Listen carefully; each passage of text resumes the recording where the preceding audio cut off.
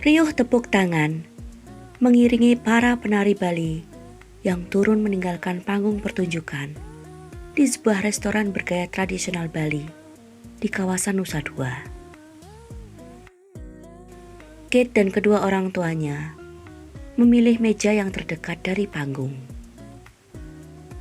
Ia sudah lupa kapan terakhir kali mereka mengunjungi restoran favorit mereka itu.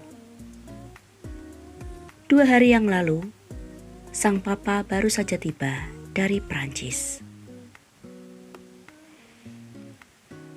Sebagai seorang CEO sebuah grup hotel ternama di Eropa, Konrad van Hasselt memang lebih sering berada di Belanda, Jerman, atau Prancis.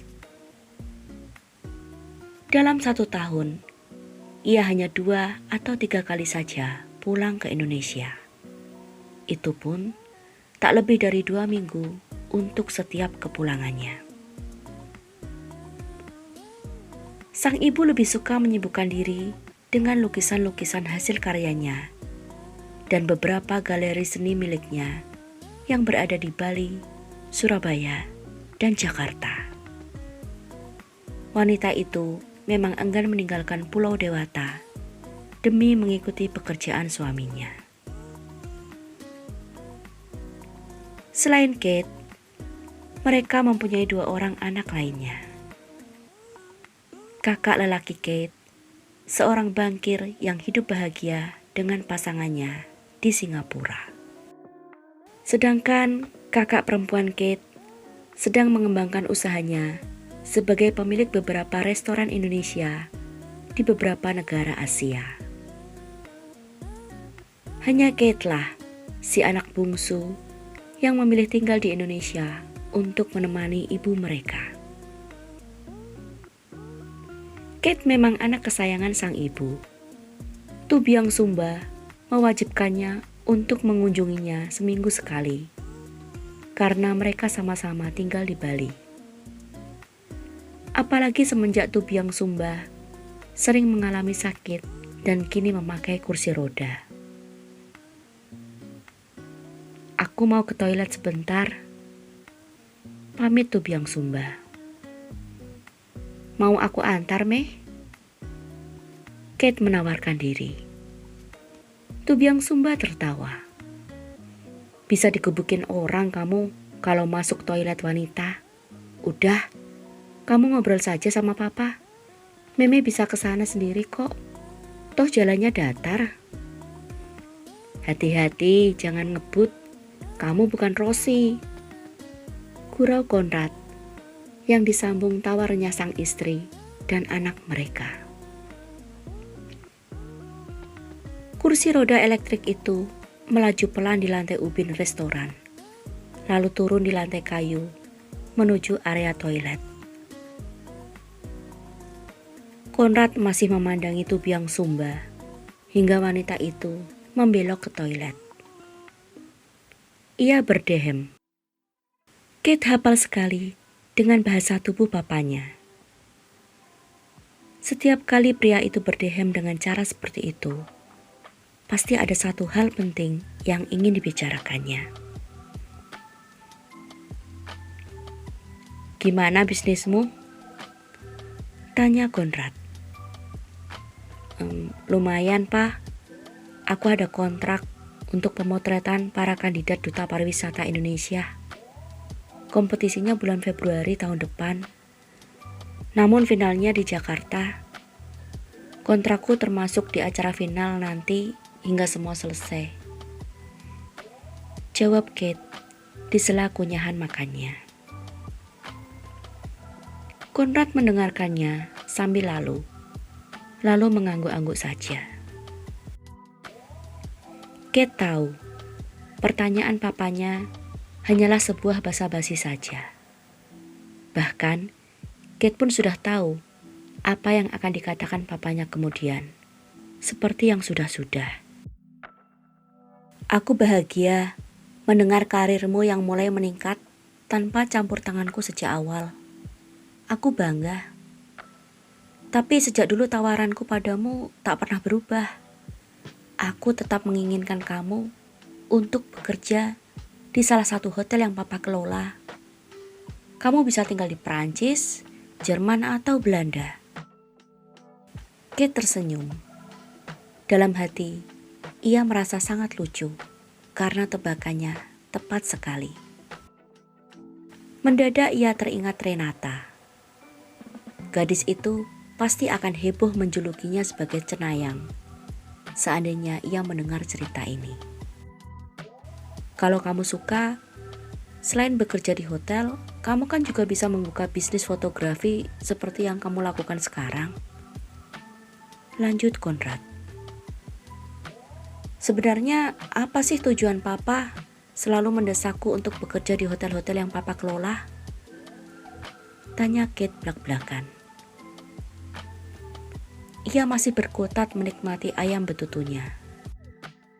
Dalam hati, ia sedikit kesal karena topik pembicaraan ini merusak selera makannya. Aku ingin anak-anakku dekat dengan oma opa kalian. Mereka sudah tua dan hanya hidup berdua. Kalau kamu tinggal di Eropa, akan lebih sering bertemu dengan mereka. Jawab Konrad.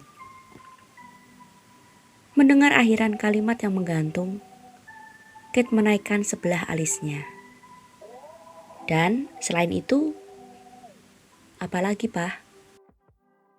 Papa punya saham banyak di perusahaan itu. Sayang sekali kalau tak ada satupun dari kalian yang mewarisi atau ikut terjun berbisnis di dalamnya. Konrad meneguk anggur merahnya sebelum melanjutkan. Sejak dulu, bahkan sebelum kalian lahir, Papa sudah menawari mememu untuk tinggal di Eropa. Tapi dia selalu menolak. Meski pernah beberapa bulan tinggal di Perancis untuk pameran lukisan, tapi dia tetap bersikeras untuk kembali ke Bali.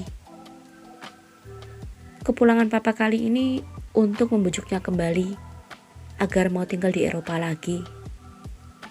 Apalagi dengan kondisinya sekarang. Papa rasa lebih baik kalau kami tinggal bersama, supaya Papa bisa menjaga mememu.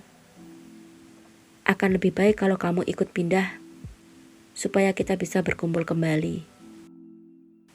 Kate tersenyum sekilas di balik gelas birnya. Dari balik punggung sang papa, ia melihat sang ibu sudah kembali menghampiri mereka. Mengenai hal itu, lebih baik papa membicarakannya saat berdua dengan Meme saja. Jangan sekarang. Meme akan muram lagi dan kehilangan selera makannya kalau papa masih melanjutkan topik ini. Kate memelankan suaranya. Ia senang kali ini bisa berkelit lagi dari tekanan papanya. Pertimbangkan lagi saranku, bisik Konrad. Kate hanya meringis. Apakah aku ketinggalan sesuatu? Tanya Tubiang Sumba saat kembali bergabung dengan mereka. Konrad meraih tangan istrinya dan mengecup punggung tangannya sekilas. Tidak, Skat. Kami hanya mengobrol tentang villa kita. Lebih baik Kate menempatinya ketimbang kosong. Iya kan, Kate? Kate tergagap. Ia sama sekali tak menduga sang papa akan bertanya hal yang tidak mereka bahas sebelumnya. Namun ia berhasil menutupinya dengan senyuman lebar, tanpa berkata apapun. Iya, lebih bagus begitu, ujar Tubiang Sumba. Apalagi kalau ia mau tinggal di Puri bersamaku. Tubiang Sumba selalu menyebut kediamannya sebagai Puri. Me, aku tak mungkin tinggal di Puri. Tamu Meme banyak sekali setiap harinya. Entah itu para kerabat atau tamu-tamu yang mengunjungi galeri Meme. Aku malas kalau setiap saat harus menemani Meme ngobrol bersama mereka. Aku butuh istirahat yang tenang setiap usai pemotretan. Lagi pula kalian, para ibu, Selalu saja hobi menjodoh-jodohkan anak-anak kalian. Sergah Kate dengan bibir mencibir.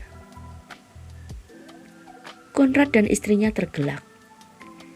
Ya, kan wajar. Kamu sudah dewasa. Saatnya berumah tangga dan memberiku cucu. Tukas Tubiang Sumba. Oh ya, omong-omong tentang jodoh, bagaimana hubunganmu dengan si Lisa itu? Tanya Konrad. Elsa namanya, Pak. Sergah Kate sambil tertawa. Konrad mengibaskan tangan, seraya meneguk lagi anggur merahnya. Ia tak begitu peduli nama gadis itu.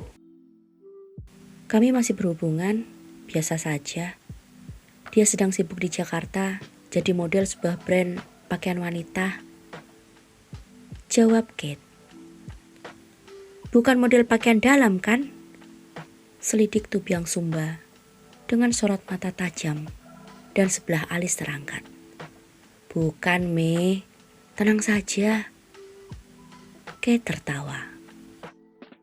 Lagi pula meskipun Elsa memperagakan pakaian dalam pun, belum tentu Meme tahu. Meme memang wanita yang masih saja kolot. Ia bersikeras bahwa calon menantunya haruslah wanita terhormat dan bermartabat yang sederajat dengan dirinya.